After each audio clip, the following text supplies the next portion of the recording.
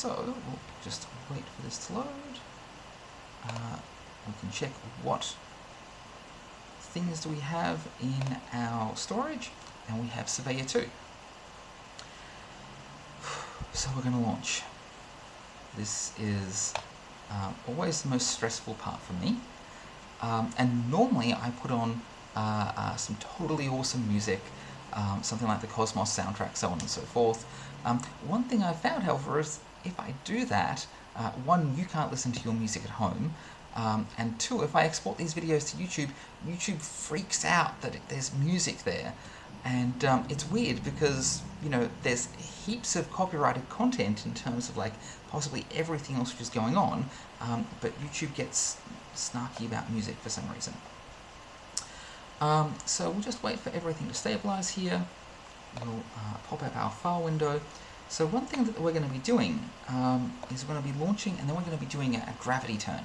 Now, one of the things to be aware of is that when you're doing Kerbal Space Program with sort of stock default, people think, oh, gravity turn is you like, you know, fly up, what, 20, 25 kilometers and you pitch over 45 degrees. It's not a gravity turn. The whole point of a gravity turn is that it's gravity which is turning you. And so you launch your rocket and then you tip over just a tiny little smidgen. And the way in which it works is that your rocket is thrusting in the direction that it's pointing. Gravity, on the other hand, is pulling you downwards, so the actual direction in which the resulting acceleration vector is slightly below the tip of your rocket. And whilst you're in the atmosphere, because we've got this nice aerodynamic shape, that will pull our rocket downwards because the shape of our rocket wants to align with the path of least resistance through the air. And so gravity, along with air resistance, will actually pull our rocket downwards.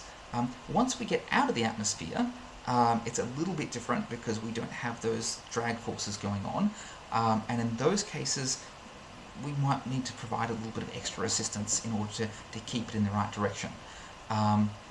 So the idea is that we do a tiny little pushover not too long after launch, and gravity and air resistance does a lot of the extra work in sort of turning us over. The reason we want to do that, of course, is the big thing with launching is getting horizontal velocity, not vertical velocity. This lets us get that horizontal velocity much, much sooner. I can draw vector diagrams. It's cheaper on fuel as well. So I'm going to pop myself up to full thrust. I'm playing with engine igniter, so all of my engines are not throttleable. They can only run at full thrust or no thrust. So really the position of the throttle is effectively arbitrary. And I'm going to launch. Let me just make sure that I'm launching into some sort of a vector which I want. This is interesting. There's already a satellite that I've launched before, which is IREC. I name all my satellites after they've finished. In this particular configuration, so we're essentially going to be on the other side of the planet to it. I can't see any reason why I would be unhappy sharing a similar orbit. It's also in a much, much higher orbit.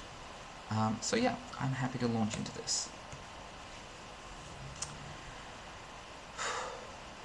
So, as you can see, I'm trying to procrastinate on launching this because this is $7 million if I get it wrong. So,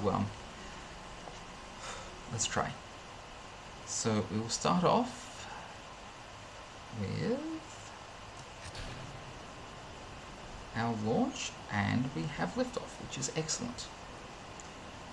So we're going to fly straight upwards until we hit about 100 meters per second of speed, and then we're going to tip over just a tiny little bit. I'm following Ferrum's guide here, which says that we're trying to hit about 1 kilometer per second of velocity when we're at about the 45 degree mark, and we're going to tip over about 5 degrees or thereabouts. I can actually see what my pitch is over here on the surface angle. So, I'm just turning up my volume.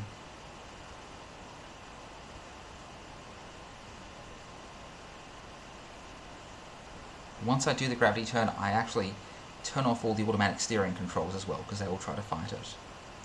So, here we are around about where we want to be, and we're going to pitch over north because we're going into a polar orbit, and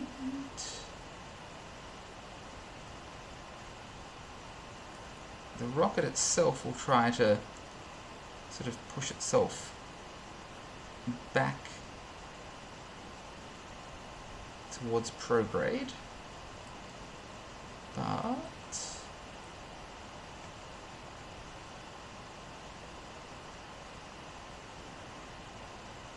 hopefully, there we go, we've managed to deviate our prograde a little bit off. We'll wobble a little bit as we stabilize, but hopefully that'll get us started on our gravity turn, which would be very, very nice if it works. We're currently within 8 degrees of north, which is good enough for what I'm after.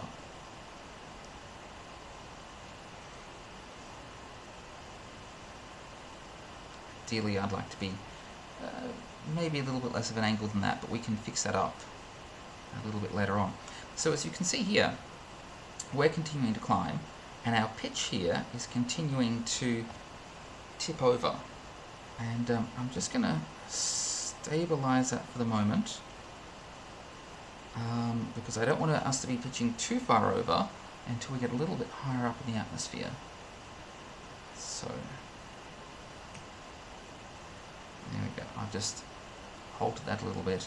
I'm using all sorts of wonderful environmental effects here, so you can see there's some clouds, there's a township over there, which would be a terrible thing to crash into. And what we should do as our pitch continues to fall, and our atmosphere is getting fairly thin at the moment. Our big risk is burning up as our temperature tends to get much, much higher than this. Our temperature will peak at around about 600 degrees Celsius. And unfortunately, this is a balancing act. If we go up a steeper ascent, we have less problems with temperature, but we use more fuel. And if we have shallower ascent, we have more problems with temperature, but we use less fuel. So one has to try and balance those.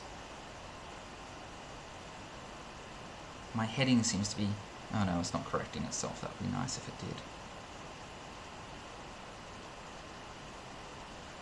So, we're doing okay here. We're about 23 kilometers up. We're not quite at 45 degrees, but we're sort of heading towards that. We're wobbling a little bit.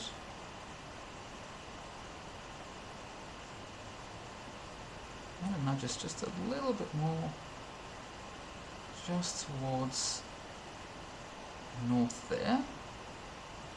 And of course the aerodynamic shape of the craft will try to return it back to prograde as well, so the nudge will wobble itself a little bit, a little oscillate. I'm really looking forward to unlocking KOS in my tech tree, so I can oh,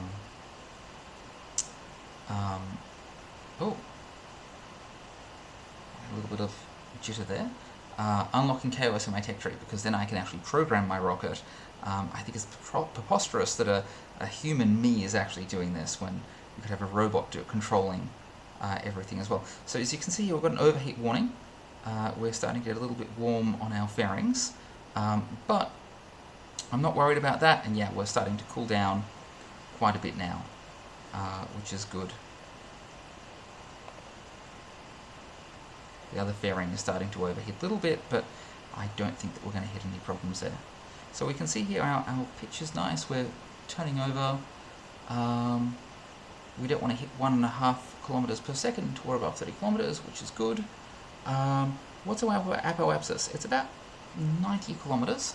We're aiming for about 150, and in an ideal world, we'd be hitting sort of horizontal vector when we're hitting that apoapsis. So this is all looking beautifully good at the moment. Like, it's going really, really well.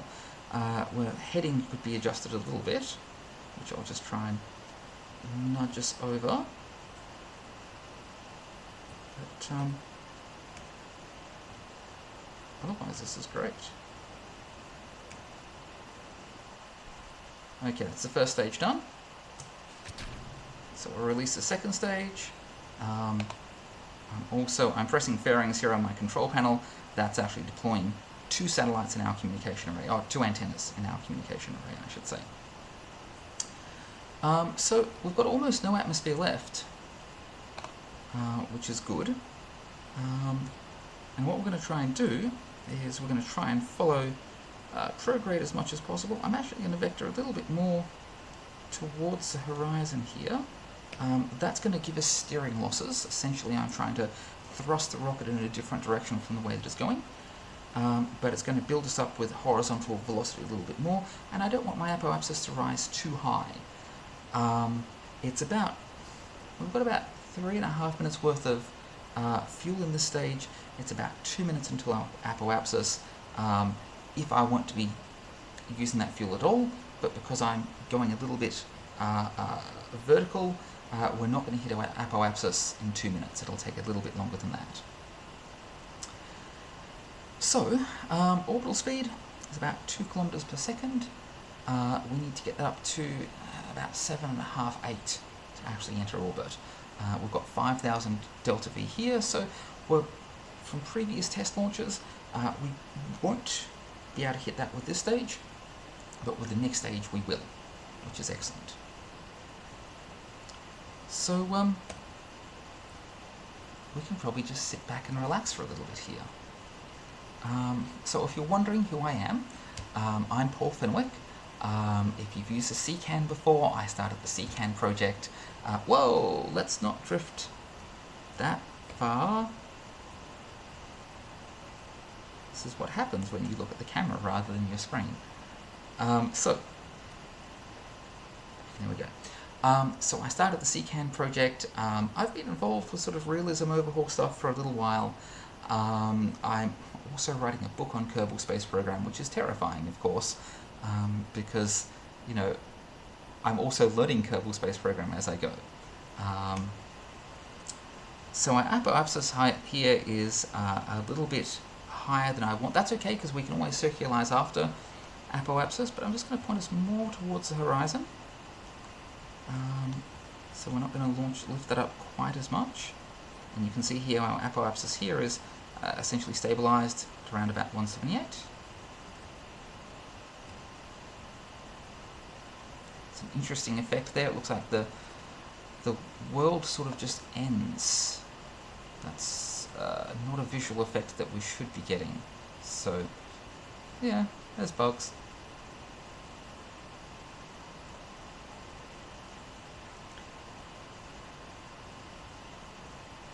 So we'll let that burn. I'm just going to see how we look here. Yep, so as you can see, this is why we wouldn't be launching in this direction. By this stage here, if we were launching south, we could quite happily land in the ocean if something went wrong.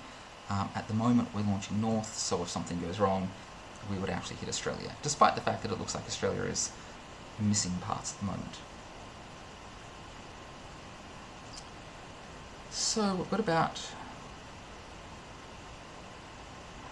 1 minute 10 until our apoapsis. I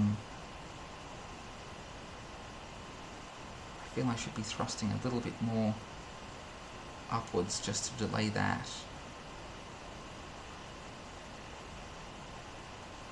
I always find this is the most stressful part. It's like, what happens if I don't get enough speed and I come back down? So I'm just going to thrust prograde. It gives us less steering losses. It's going to give us a little bit more altitude, which we don't technically want,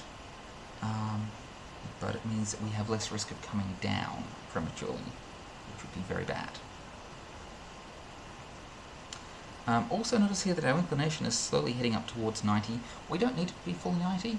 Our sensors have enough field of view that we don't have to go directly over the poles. And in fact, in a mapping mission, you don't want to go directly over the poles, because then you keep on mapping that same polar area all the time, which is pretty wasteful. I have no idea why we're missing a bunch of the Earth down there. but in terms of gameplay it doesn't seem to be causing any problems.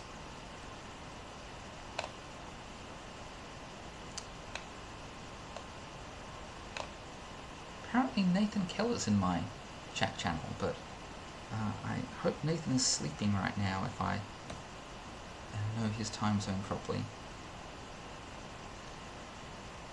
So, 37 seconds to apoapsis.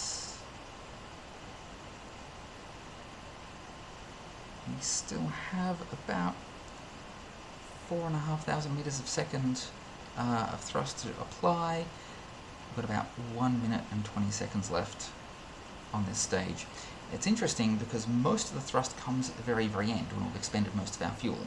Right now we've got a thrust to weight ratio of about 2.45, so we're pulling, heading up towards 3 Gs.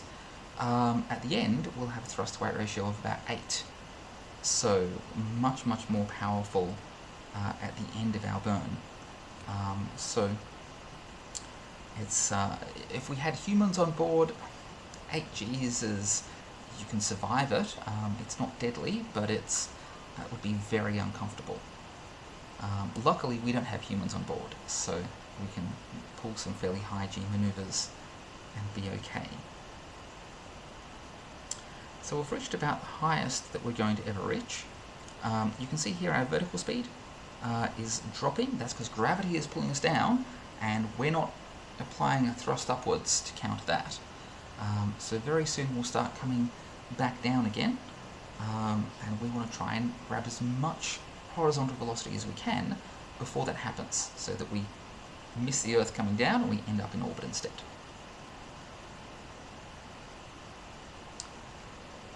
So in about 45 seconds we will run out of thrust here, but this is nice.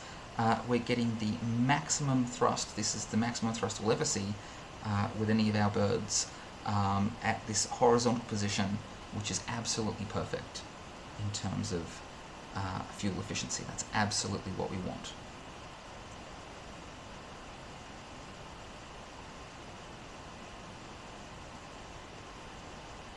We have this weird ass hole in the Earth.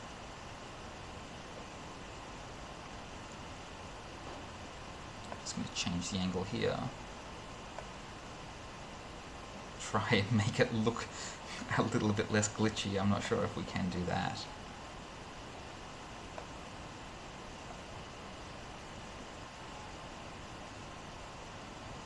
You can see the G-force meter going up quite a bit. Oh! Let's turn on the full main communications array. You'll see a whole bunch of little spikes came out there. Last thing we want to do is lose communications whilst we're doing one of these burns. That would be bad. So we're starting to come back down again. We're doing okay with all of our burns here. And very soon we'll run out of stage here. We'll switch to our final stage.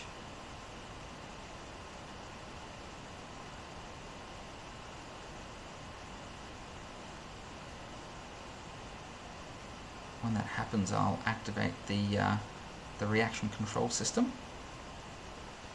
There we go. So you'll notice that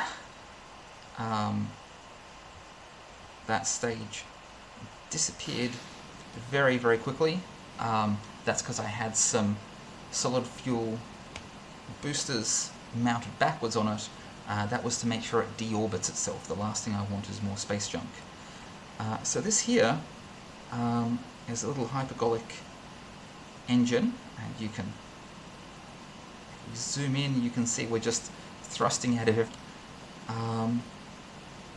Trying to make sure we can get the last bit of our burn happening, which I think we're going to do. We need our periapsis here to go positive. Negative means we're going to hit the Earth. But we seem to be doing that, which is excellent. And we're not interfering with our apoapsis here too much. Sometimes with these maneuvers you can end up in these really elliptical orbits, which we don't want. But we're not doing that, which is excellent. So This here, everything here is using the same fuel. The RCS thrusters on the side and these little micro engines at the bottom, they're all using the same fuel. Essentially, these things at the bottom are just fancier versions of the thrusters on the side. So,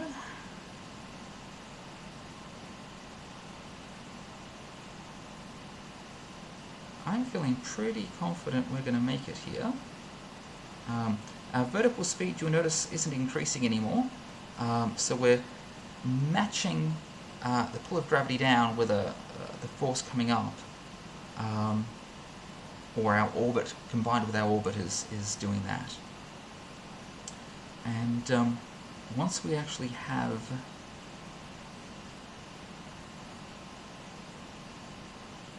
I should have done screenshots. Oh well. Once we actually have ourselves in orbit, I'll then show you all the cool stuff that we can deploy.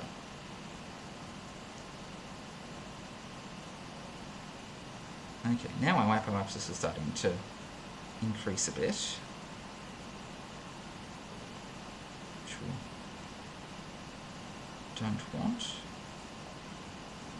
I angle us up a bit more, that would stop that. So you can see here I'm stabilizing, now reducing our apoapsis here, and our periapsis is almost what we want it to be.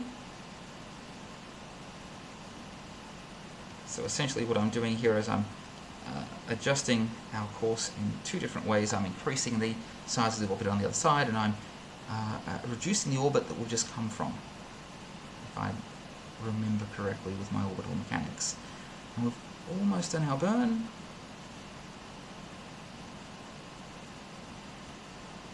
Slowing down a bit so we can do this. We're now no longer directly hitting the Earth, but we'll hit the atmosphere. KSP loves to have us sort of flip over at these points. Should just be able to burn out this way.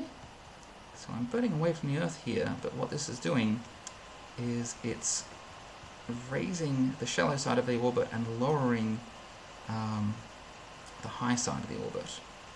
So I'm just doing this to the RCS system because it's very easy to do. And the main thing is, both our periapsis and our apoapsis is above 105 kilometers, which is the atmospheric cutout if you're using FAR. So right now, we have a spacecraft which is in orbit and will remain in orbit. So let's take a look at everything here. So first of all, I think I showed you before there was a bug that this part had clipped off. That seems to be back. I'm not quite sure. Maybe I forgot to save properly before. But from a distance, it's a little bit harder to notice that. So we'll just pretend that that's not actually an issue. So we'll unfurl some of our goodies. We want to have our solar panels because they're going to let us power our ship, which is going to be very, very important long term. So they're unfurling at the moment, and they should actually align themselves to point towards the sun. Now, right now the sun is over the side here, so we'll need to do an adjustment to rotate the craft so that they can do that. My craft's also rotating at the moment, so I'll do that in a moment. But they're picking up the sun, and you can see here in the top right we're increasing our charge, so that is working. We'll deploy our altimeter. So that folds out the side here. That's the primary mission which we've got for this satellite, is being able to record altitude data. And that starts automatically. If I now grab myself a map, you can see here this is going to be my mapping module. We've got a little bit of map data in a previous launch, but this here now will orbit around the planet. It'll give us much, much more map data, which is fantastic. The other thing which we want to be doing is we're going to be deploying our magnometer. So it's pretty awesome